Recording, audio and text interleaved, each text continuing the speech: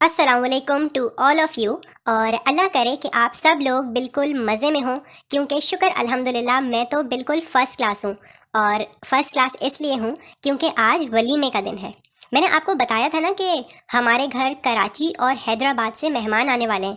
तो बस मेहमान आ चुके थे और ट्रेन से उतरते वक्त मैंने कोई वीडियो नहीं बनाई क्योंकि इतनी अफरा तफरी थी और घर आकर भी सामान फैला हुआ था। मामा पापा मुझे छोटे छोटे कामों के लिए आवाज़ें दे देते थे, इसलिए मैंने कोई वीडियो क्लिप्स घर में तो नहीं बनाए।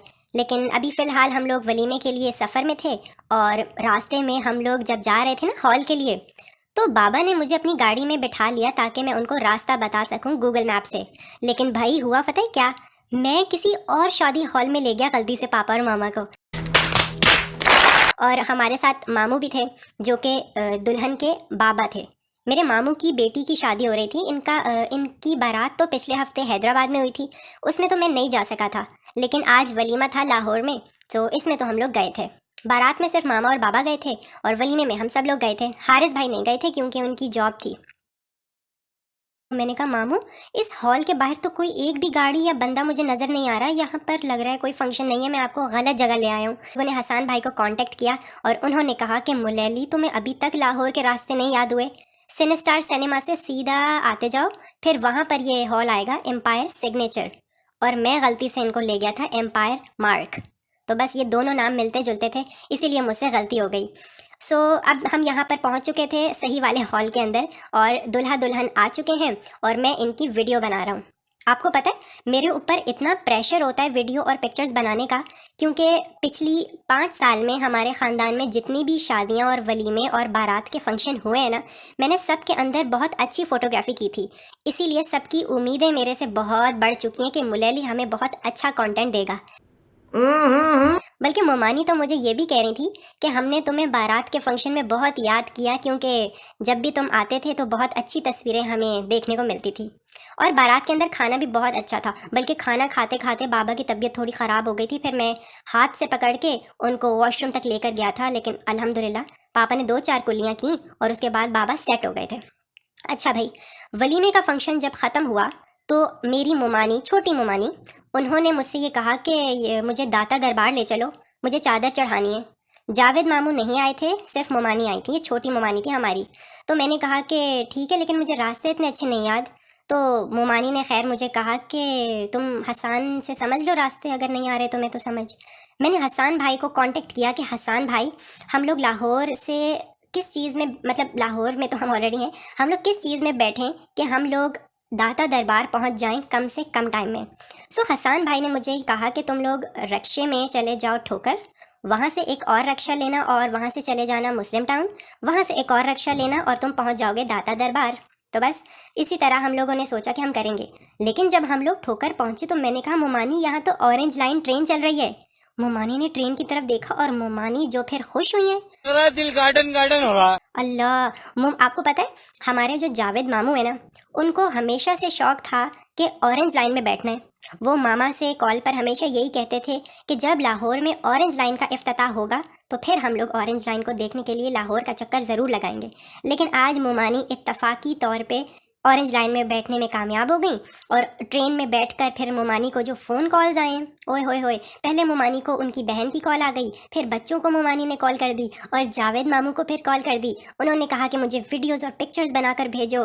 मैंने उन मोमानी की खूब ट्रेन के अंदर पिक्चर्स और वीडियोस बनाकर जावेद मामू को भेजी और जावेद मामू ने कहा कि वल्लाह ये तो बिल्कुल it just look likes England train. Ma'am don't know कि ऐसे कह रहे थे कि ऐसी ट्रेन तो लंदन में होती है। हमने कहा कि मामू फिर आप भी आ जाते, हम आपको इतना याद कर रहे हैं, आपने खाली मोमानी को भेज दिया। तो फिर मामू ने कहा कि वो बच्चों का स्कूल और कॉलेज है, इस वजह से सिर्फ मोमानी आई हैं, वरना तो हम सबके आने का इरादा था। और मामू तो बेतहाशा खुश हो रहे थे, मैं आपको बता नहीं सकता। अच्छा। खैर हम लोग इस तरह ऑरेंज लाइन में बैठकर अनारकली बाजार उतर गए, वहाँ से रक्शे में दाता दरबार आ गए। और ये देखें दरबार के अंदर ये बिल्ली घूम रही थी, जो लोग मज़े से सो रहे थे और बिल्ली उनके आसपास मज़े से घूम रही थी। आपको पता है मोमानी और मैंने टाइम डिसाइड कर लिया। हमने कहा कि हम लोग गुम ना हो जाएं। तो मोमानी ने कहा कि बेटा आप पूरे 7 बजे इस जगह पर आ जाना जहाँ पर अमरूद बेच रहा है ना ये बंदा खड़ा होकर, यहाँ पर हम दोनों मिलेंगे वापसी पर।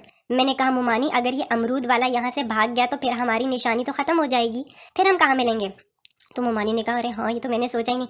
सही पकड़े हैं। मैंने कहा मुमानी ये जो चंदे वाला बॉक्स है ना, यहाँ पर हम लोग मिलेंगे, ठीक है, आप मुझे कॉल कर देना, मैं आ जाऊँगा। तो फिर मुमानी चली गई थी ख़वातीन वाले एरिया में और मैं आ गया था मर्दों वाले एरिया में। और यहाँ आकर पहले तो मुझे ये समझ में नहीं आया कि अपनी जूतियाँ कहाँ उतारूँ, कुछ समझ नहीं आ रहा था। कुछ लोग तो हाथ में उठाकर फिर रहे थे। मैंने एक अंकल से कहा अंकल ये ब्लू शॉपर आप मुझे दे दें, मुझे जूतियाँ रखनी है इसमें। अंकल ने कहा लो बेटा ये भी कोई बात हुई, ये लो आप शॉपर। मैंने कहा शुक्रिया अंकल, और ये कहकर वो अंकल चले गए। मैंने शॉपर में अपनी जूतियाँ डाल ली और मैं अंदर आ गया। अंदर आकर मैंने देखा कि काफ़ी लोग तो नहीं थे दाता दरबार में, रश काफ़ी कम था, लेकिन जो भी लोग यहाँ पर मौजूद थे कोई यहाँ पर सजदे कर रहा था, कोई नमाज़ें पढ़ रहा था। मुझे ये बात कुछ और लगी क्योंकि नमाज़ पढ़ने के लिए तो मस्जिद होती है और सजदा करना तो सिर्फ हमें अल्लाह के सामने चाहिए, यानी खाना काबा को सजदा करना चाहिए, लेकिन ये लोग कब्र को सजदा कर रहे थे। तो मैंने खैर सजदा तो नहीं किया और ना ही नमाज़ पढ़ी, बस मैंने फातिहा पढ़ ली थी और वीडियोज़ और पिक्चर्स बना रहा था। अंकल ने मुझे कहा बेटा अगर आपको सजदा नहीं करना, सलामती नहीं भेजनी तो आप थोड़ा पीछे हट जाएं, जो लोग आपसे पीछे हैं उनको जगह दें। मैंने कहा जी अंकल ये लें मैं हो गया पीछे, आप मुझे इतना गुस्से से तो मत बोलें। फिर वहाँ पर एक दूसरे अंकल थे, उन्होंने मुझे कहा कि बेटा ये आपके पास जो ब्लू शॉपर है इसके अंदर क्या है। मैंने कहा अंकल इसमें कोई बम बारूद नहीं है, इसमें सिर्फ मेरी जूतियाँ हैं। उन्होंने कहा क्या आप जूती अंदर लेकर आए हो, इन्हें पीछे उतार के आओ। फिर मैं अपना जूतियों वाला शॉपर अल्लाह के हवाले एक सहन के कोने में रख आया था, इस उम्मीद के साथ कि वापसी पर ये मुझे मिल जाएगा।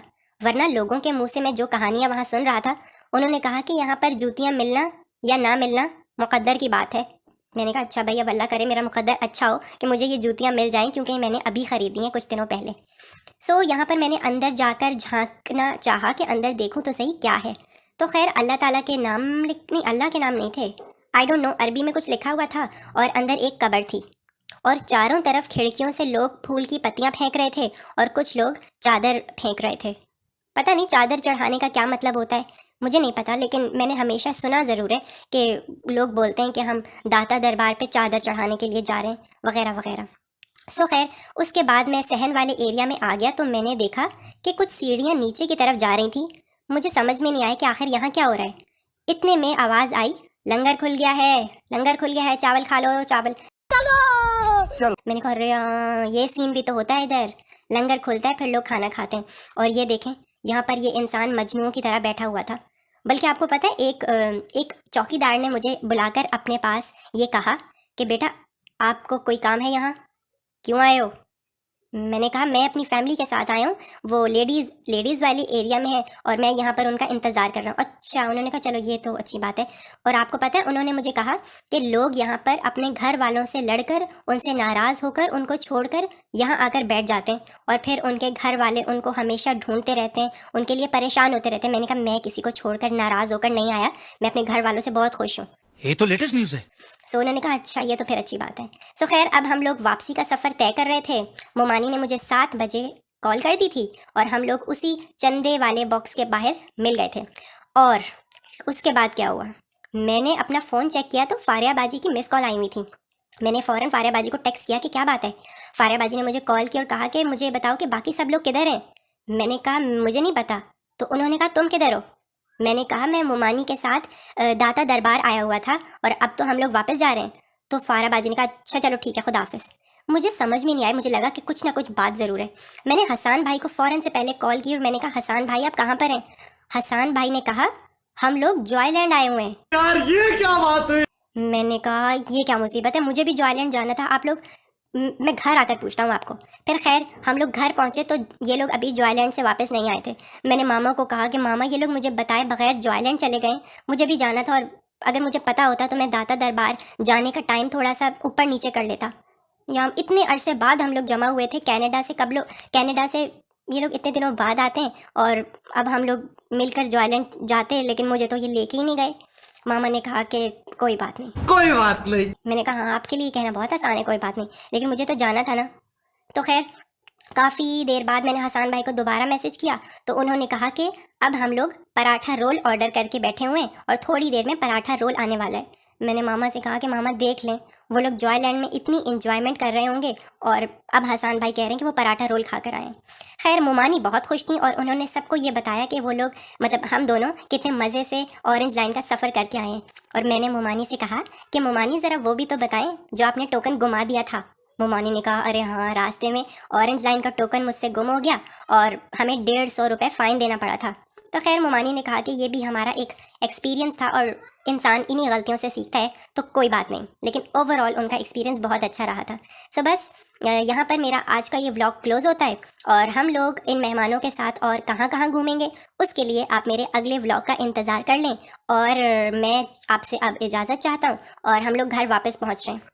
इतनी देर आप मेरी इस वीडियो को लाइक कर दें और मेरे चैनल को सब्सक्राइब भी कर दें प्लीज सब सारा खबर। मैं आप लोगों से अब अगले व्लॉग में मिलूंगा। तब तक के लिए खुदा हाफिज़।